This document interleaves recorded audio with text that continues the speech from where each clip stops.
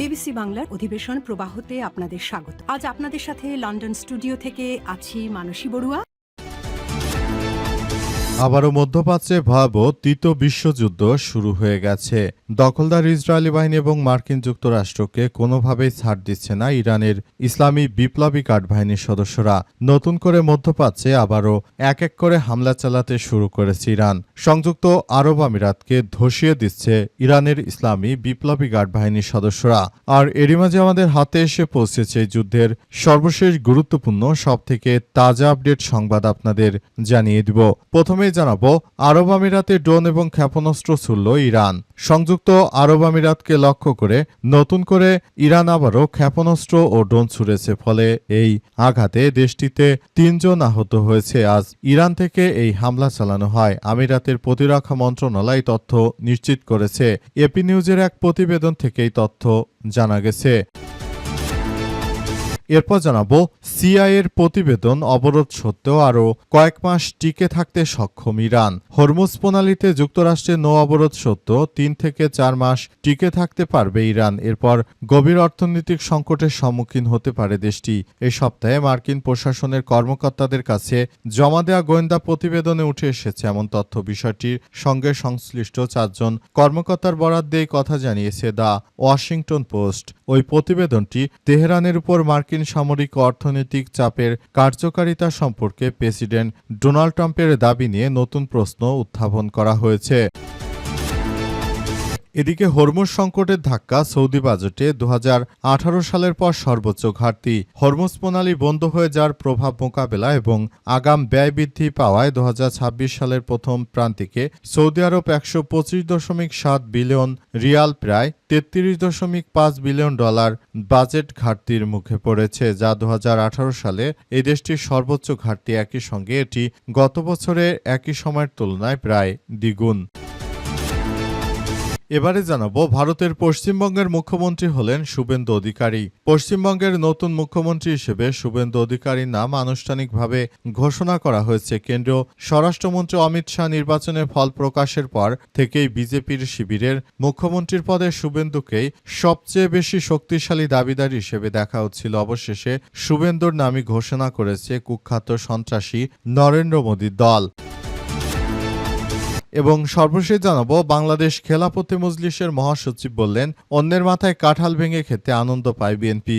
বাংলাদেশ খেলাফতে মজলিসের মহাসচিব জালাল উদ্দিন বলেছেন, বিএনপি ঝুঁকি নিতে চায় না, অন্যের মাথায় কাঁঠাল ভেঙে আনন্দ পায়। তারা যদি ৫ মে রিস্ক নিত তাহলে এত দীর্ঘদিন তারা জেল জুলুমের শিকার হতো না, আমরা হতাম না। আজ জাতীয় জাদুঘরের প্রধান মিলনায়তনে শাপলা স্মৃতি সংসদ আয়োজিত স্মারকে গ্রন্থ শহীদনামার মোড়ক উন্মোচন, তথ্যচিত্র প্রদর্শন ও পুরস্কার বিতরণী অনুষ্ঠানে তিনি এসব কথা জানিয়েছেন। প্রিয় দর্শক, এতক্ষণ শুনছিলেন সংবাদ শিরোনাম, এবারে বিস্তারিত। তবে তার আগে বন্ধুরা, অনুরোধ থাকবে এই সংবাদটিতে একটি লাইক দিন। এই চ্যানেলে আপনি নতুন হয়ে থাকলে আমাদের সংবাদটি দেখতে দেখতে চ্যানেলটি সাবস্ক্রাইব করে রাখুন। কমেন্ট করে বন্ধুরা আপনার মূল্যবান মতামত জানিয়ে দিন আপনি বিশ্বের কোন দেশ থেকে বা বাংলাদেশের কোন স্থান থেকে আমাদের সংবাদটি দেখছেন এবং শুনছেন। আর বন্ধুরা, সংবাদটি আপনার সোশ্যাল মিডিয়া ফেসবুকে শেয়ার করে বন্ধুদেরও দেখার সুযোগ করে দিন।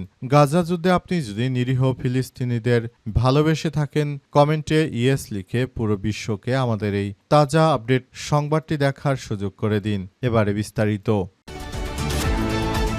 আরব আমিরাতে ড্রোন এবং ক্ষেপণাস্ত্র ছুড়ল ইরান। সংযুক্ত আরব আমিরাতকে লক্ষ্য করে নতুন করে ইরান আবারও ক্ষেপণাস্ত্র ও ড্রোন ছুড়েছে।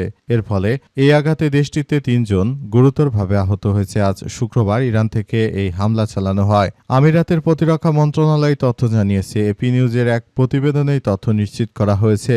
আমিরাতের প্রতিরক্ষা মন্ত্রণালয় জানায়, ইরান নতুন করে 2টি ব্যালিস্টিক মিসাইল ও 3টি ড্রোন ছুড়েছে। এতে 3 জন আহত হয়েছে। তবে মিসাইল ও ড্রোনগুলো ঠেকিয়ে দেওয়া হয়েছে।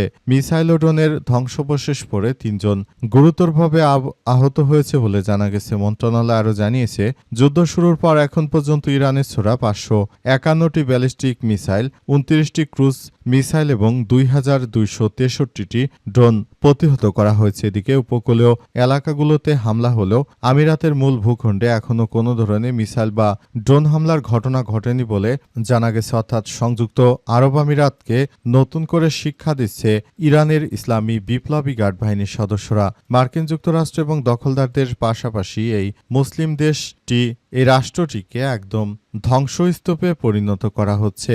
সারা বিশ্ব জুড়ে তারা যে ধরনের সন্ত্রাসী কার্যক্রমগুলো চালিয়ে যাচ্ছে, এদের বিরুদ্ধে পৃথিবীর ইতিহাসে সবথেকে ভয়াবহ আক্রমণ চালিয়ে যাচ্ছে ইরানের ইসলামী বিপ্লবী গার্ড বাহিনীর সদস্যরা। মার্কিন যুক্তরাষ্ট্র এবং দখলদারদের বিরুদ্ধে ইতিহাসে সবথেকে বড় আক্রমণ শুরু করেছে তারা। সংযুক্ত আরব আমিরাত এই রাষ্ট্রটি মুসলিম হলেও এরা হচ্ছে এক শ্রেণীর দখলদার মুসলিম।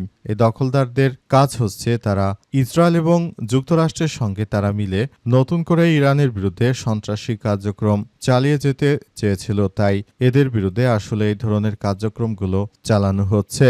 মোট কথা, নতুন করে আবারও সন্ত্রাসী কার্যক্রম শুরু করার পরই ইরান এদের উপর চরমভাবে প্রতিশোধ নেয়ার ঘোষণা দেয় বলে জানিয়েছে ইরানের ইসলামী বিপ্লবী গার্ড বাহিনীর সদস্যরা। অবরোধ সত্ত্বেও আরও কয়েক মাস টিকে থাকতে সক্ষম ইরান, সিআইএর প্রতিবেদন। হরমুজ প্রণালীতে যুক্তরাষ্ট্রের নৌ অবরোধ সত্ত্বেও 3 থেকে 4 মাস টিকে থাকতে পারবে ইরানের পর গভীর অর্থনৈতিক সংকটে সম্মুখীন হতে পারে দেশটি। এই সপ্তাহে মার্কিন প্রশাসনের কর্মকর্তাদের কাছে জমা দেওয়া গোয়েন্দা প্রতিবেদনে উঠে এসেছে এমন তথ্য। বিষয়টির সঙ্গে সংশ্লিষ্ট 4 জন কর্মকর্তার বরাদ্দে এই তথ্য জানিয়েছে দ্য ওয়াশিংটন পোস্ট। এই প্রতিবেদনটি তেহরানের উপর মার্কিন সামরিক অর্থনৈতিক চাপের কার্যকারিতা সম্পর্কে প্রেসিডেন্ট ডোনাল্ড ট্রাম্পের দাবি নিয়ে নতুন প্রশ্ন উত্থাপন করা হয়েছে। প্রতিবেদনে বলা হয়েছে, গোয়েন্দা কর্মকর্তারা নিশ্চিত করেছে যে সামরিক অবকাঠামো অস্ত্রাগার লক্ষ্য করে সপ্তাহব্যাপী মার্কিন ও ইসরায়েলি হামলা সত্যি ইরানের যথেষ্ট ব্যালিস্টিক ক্ষেপণাস্ত্র সক্ষমতা অটুট রয়েছে। ওয়াশিংটন পোস্টের প্রতিবেদন অনুযায়ী একজন মার্কিন কর্মকর্তা জানিয়েছে, ইরানের কাছে যুদ্ধ পরবর্তী সময়ে মোবাইল লঞ্চারে প্রায় 75% এবং ক্ষেপণাস্ত্রের 70% এখনও মজুত রয়েছে। ওই কর্মকর্তা আরও জানান, এমন প্রমাণ রয়েছে যে ইরানের শাসক গোষ্ঠী তাদের প্রায় সকল ভূগর্ভস্থ অস্ত্রাগার পুনরুদ্ধার করে পুনরায় চালু করেছে। কিছু ক্ষতিগ্রস্ত ক্ষেপণাস্ত্র মেরামত এমনকি যুদ্ধ শুরুর সময় প্রায় প্রস্তুত থাকা কিছু নতুন ক্ষেপণাস্ত্র জড়ো করতে সক্ষম হয়েছে। তবে ট্রাম্প বুধবার আবারও জানায়, তাদের ইরান ক্ষেপণাস্ত্র প্রায় নিশ্চিহ্ন হয়ে গেছে। কিন্তু মার্কিন যুক্তরাষ্ট্রের প্রেসিডেন্ট যতই মিথ্যাচার করুক না কেন, ইরানের অস্ত্রভাণ্ডার এখনও 70% বেশি এখন পর্যন্ত অক্ষত অবস্থায় রয়েছে এবং যুদ্ধে যতটুকু ক্ষয়ক্ষতি হয়েছিল সেগুলোর মধ্যে অনেক কিছু এখন পুষিয়ে নিয়েছে তারা।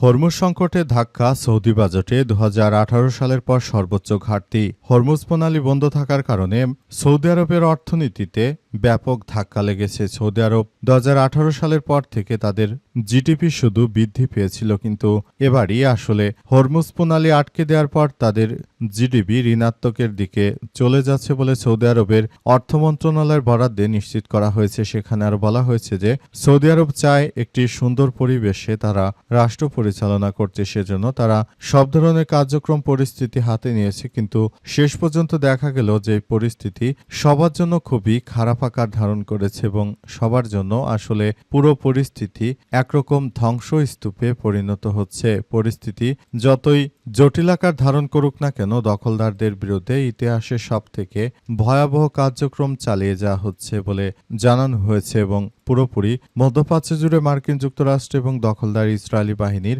এই সন্ত্রাসী কার্যক্রমগুলোকে একদম ধূলিসাৎ করে দেওয়া হচ্ছে বলে নিশ্চিত করা হয়েছে বলে জানানো হয়েছে।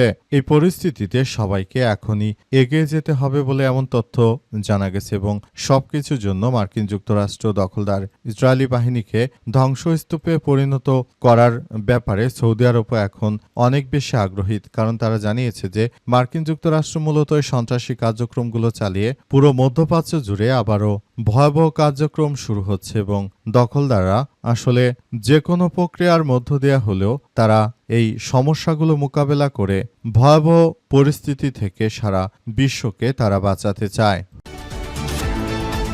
পশ্চিমবঙ্গের মুখ্যমন্ত্রী হলেন শুভেন্দু অধিকারী। পশ্চিমবঙ্গের নতুন মুখ্যমন্ত্রী হিসেবে শুভেন্দু অধিকারী তার নাম আনুষ্ঠানিকভাবে ঘোষণা করা হয়েছে। কেন্দ্রীয় স্বরাষ্ট্রমন্ত্রী অমিত শাহ নির্বাচনের ফল প্রকাশের পর থেকেই বিজেপি শিবিরের মুখ্যমন্ত্রী পদে শুভেন্দুকেই সবচেয়ে শক্তিশালী দাবিদার হিসেবে দেখা হচ্ছিল। শুক্রবার বিজেপির জয়ী 207 বিধায়কের সঙ্গে বৈঠকের পর তাকে পশ্চিমবঙ্গ বিধানসভার পরিষদীয় দলনেতা নির্বাচন করা হয়, যার ফলে রাজ্যের পরবর্তী মুখ্যমন্ত্রী হিসেবে তার শপথ আনুষ্ঠানিকভাবে প্রশস্ত হয়। শুক্রবার নিউ টাউনের বিশ্ব বাংলা কনভেনশন সেন্টারে বিজেপির নবনির্বাচিত বিধায়কদের বৈঠক অনুষ্ঠিত হয়। কেন্দ্রীয় নেতৃত্বের পক্ষ থেকে এই বৈঠকে প্রধান পর্যবেক্ষকের দায়িত্বে ছিলেন অমিত শাহ এবং সহকারী পর্যবেক্ষক হিসেবে উপস্থিত ছিলেন ওড়িশার মুখ্যমন্ত্রী মোহন চরণ মাঝি।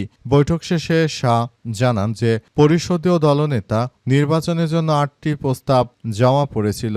প্রতিটি প্রস্তাবেই একমাত্র নাম ছিল শুভেন্দু অধিকারীর। দ্বিতীয় কোনো নাম প্রস্তাব করার জন্য পর্যাপ্ত সময় দেওয়া হলেও আর কোনো নাম সামনে আসেনি। সেই কারণে সর্বসম্মতিক্রমে শুভেন্দুকেই পশ্চিমবঙ্গের মুখ্যমন্ত্রী হিসেবে ঘোষণা করা হয়েছে।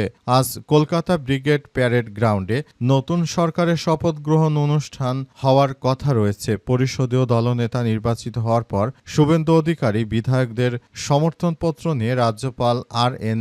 রবির কাছে সরকার গঠনের দাবি জানাবেন।